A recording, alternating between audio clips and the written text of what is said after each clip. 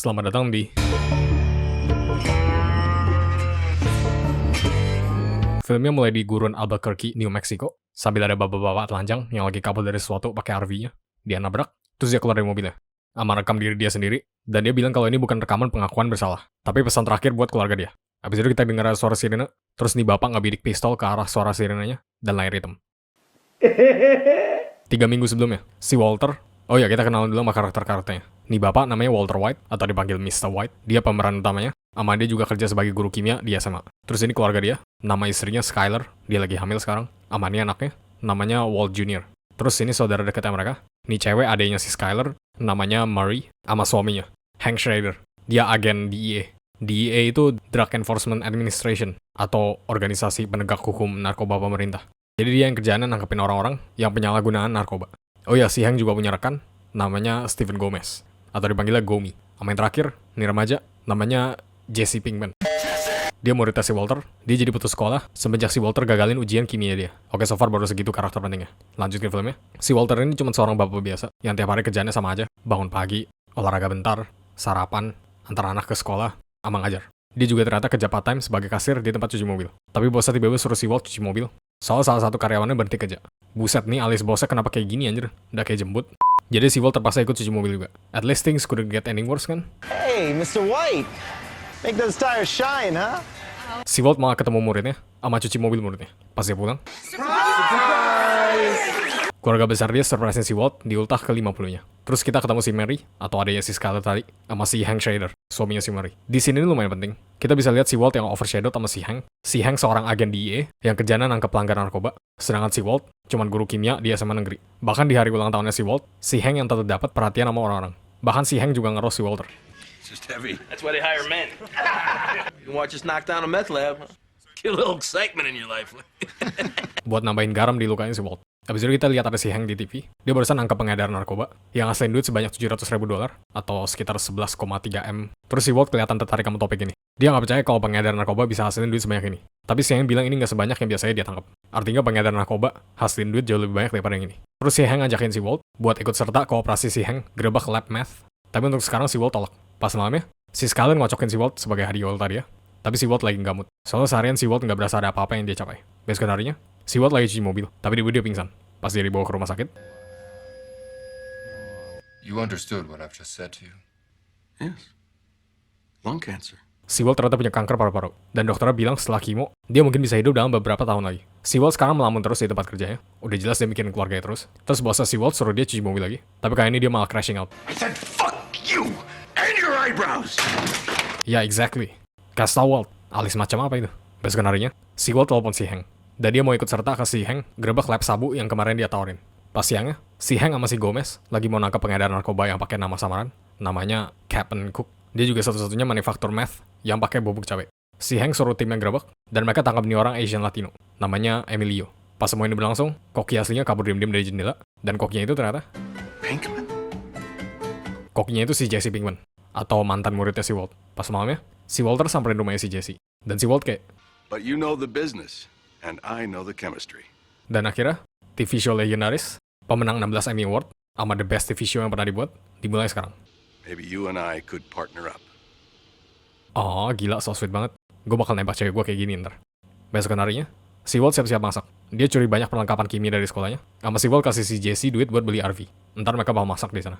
Si Walt mulai sekarang bakal masak pakai cara dia, sama secara profesional. Terus si Jesse-nya kayak, Cooking is art, and the shit I cook is the bomb. The shit you cook is shit. I saw you set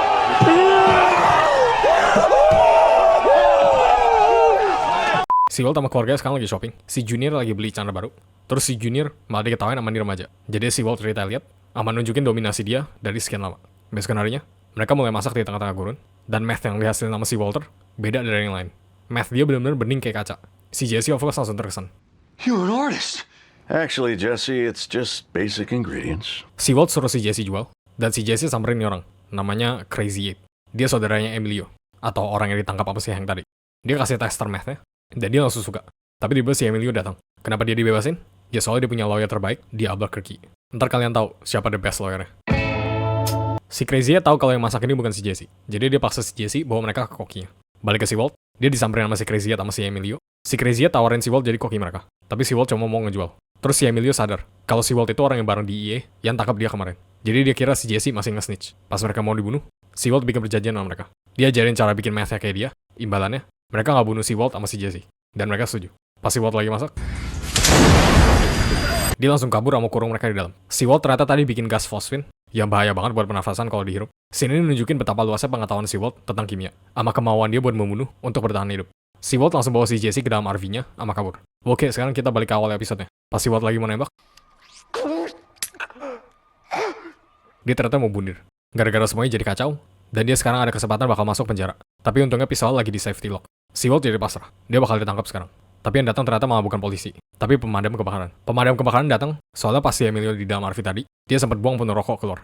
Jadi itu yang bikin kebakaran. Si Walt of course langsung lega. Si Jesse juga sekarang udah bangun, dan mereka beresin semuanya. Sama si Walt cuci duitnya. Ini bukan money laundering ya guys. Ini literally dia cuci duit, gara-gara bau fosfin. Dan pas malam-malamnya, si Walt akhirnya bisa enak-enak sama si Skyler. Nunjukin kalau dia berhasil mencapai sesuatu. Dan dia gak nyesel sama sekali. Lanjut ke episode 2.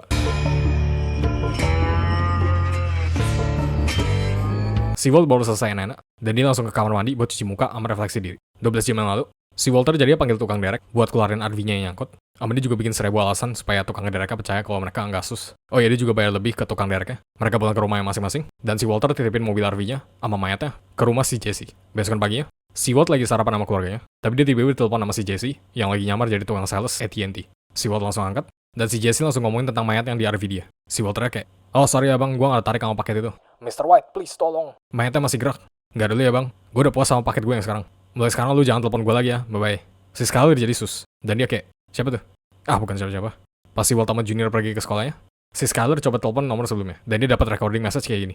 Yo, 148, 3 to the 3 to the 6 to the 9. Si Walt sekarang lagi ngajar, dia jadi nggak bisa fokus gara-gara kejadian yang kemarin. Is this gonna be on the murder? What?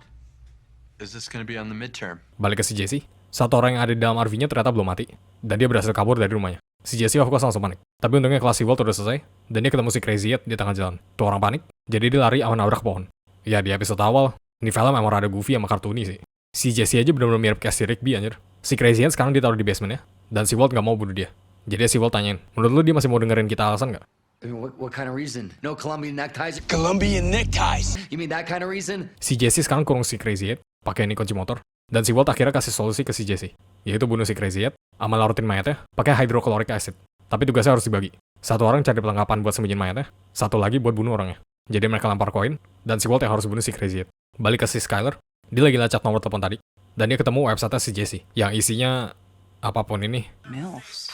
The hell is a MILF? Lu Skyler, MILF itu lu. Oh ya, dia juga ketemu alamat rumahnya si Jesse. Beberapa waktu lewat, si Jesse disuruh beli kontainer yang terbuat dari plastik polyethylene, soalnya besi, keramik, kayu, sama daging, bakal larut sama hydrochloric acid. Tapi plastik polyethylene kagak. Si Jesse-nya malah ngeyel. Dia nggak mau beli kontainernya, soalnya nggak ada yang lebih gede. Si Walt lagi mikirin cara yang tepat buat bunuh nih orang. Awalnya dia mau pakai kantong plastik, tapi tiba-tiba si Crazy udah siuman, dan si Walt langsung kasih air, roti lapis, baskom buat boker, tisu toilet, sama hand sanitizer. Si Crazy abis itu tanyain, "Saudara gua kemana?" "Dia mati ya?" "Ada deh." Si Jesse abis itu baru balik nggak bawa apa-apa, soalnya kontainernya nggak ada yang muat buat satu badan. Terus si Walt suruh si Jesse, Suppose you could buy 2 bins. si Walt sama si Skyler sekarang lagi di rumah sakit, cek baby mereka. Dan babynya sehat-sehat aja, mereka berdua seneng. Terus tiba-tiba si Skyler, "Jesse Pinkman siapa?" Si Walt bilang belakangan ini dia beli ganja dari dia. Terus si Skyler kayak, "Ih lu seriusan, kok lu gitu sih? Lu masih bocil ya? Nyanyanyanyanyanya." Dan si Walt akhirnya muak si Skyler ngoceh terus. Get off my ass. And you do that? Will you do that for me, honey? Besokan harinya, si Jesse memberanikan diri buat larutin mayatnya si Emilio. Pas dia keluarin mayatnya dari RV-nya, Excuse me. terus si Skyler masuk ke rumahnya si Jesse tanpa diundang. Do not touch me. All right. Oke, gue tau banyak orang yang benci banget sama si Skyler, tapi menurut gue Skyler biasa aja sih. Tapi di sini nih, si Skyler seenak hatinya masuk ke rumahnya si Jesse, terus malah komplain dia gak mau dipegang. Ini literally Jesse's own private domicile, and he will not be harassed, anjir. Bitch! My name is Skylar White, yo. My husband is Walter White, yo. Uh-huh. He told me everything. Si Skyler ternyata cuma suruh si Jesse jangan jual ganja lagi ke si Walt. Dan si Skyler untungnya udah balik tanpa lihat mayatnya si Emilio. Si Jesse geblek malah nggak ikutin perintah si Walt. Dia taruh mayatnya ke dalam bak mandi, sama tuangin hydrofluoric acid. Beberapa waktu lewat, si Walt udah balik dari sekolah, dan si Jesse bilang, "Lu nampak bilang ke istri lu kalau gue jual ganja?" "Yaudah lain kali gue kasih tahu kalau kita jualan metamfetamin sama bunuh 2 orang." Ama itu crystal meth ya? Iya, kenapa emangnya? Gue urusin si Emilio di bak mandi kok. Hah, bak mandi?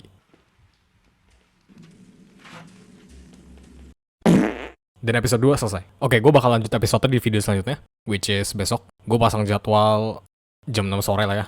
Satu video isinya bakal 2 episode. Jadi episode selanjutnya bakal episode 3 sama 4. Di sini juga nggak bakal ada comment shoutout sama rating. Comment shoutout sama ratingnya di akhir season 1. Dah itu aja. Bye-bye guys. Makasih ya buat orang yang udah support gue di bulan ini.